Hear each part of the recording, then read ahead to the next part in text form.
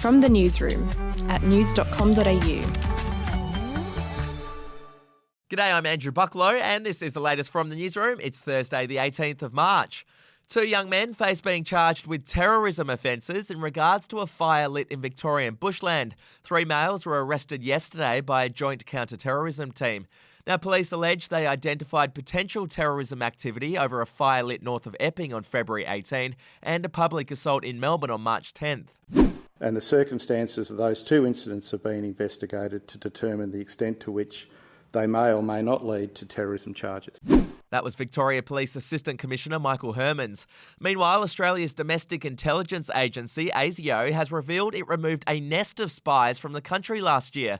The spies developed targeted relationships with current and former politicians, a foreign embassy and a state police service. The ASIO Director General wouldn't reveal which country the spies were from.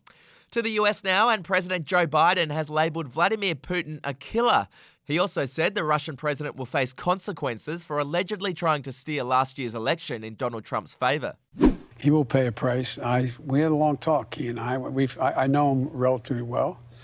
And the conversation started off, I said, I know you and you know me. If I establish this occurred, then be prepared. You said you know he doesn't have a soul. I did say that to him, yes. And his response was, we understand one another. To sport, and Eddie McGuire returned to TV last night for the first time since stepping down as Collingwood president. Friends and family had been concerned about McGuire's well-being after he went off the grid following his messy demise from the club. Here's what he said last night on Footy Classified. I was really, really sad and it affected me greatly, but I'm okay now because you get up and you dust yourself off and you go again. The AFL season kicks off tonight with Richmond taking on Carlton. And finally, in some royal news, Buckingham Palace is said to be outraged that Prince Harry and Meghan Markle shared details of private phone calls with Gayle King. Here's what the US TV host said on air this week. Harry has talked to his brother and he has talked to his father too. The word I was given was that those conversations were not productive.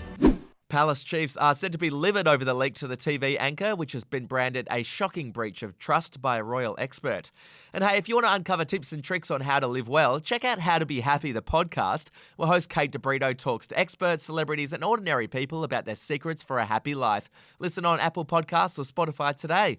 That's it for this episode of From the Newsroom. I'll be back in the afternoon with another update. Your update from news.com.au.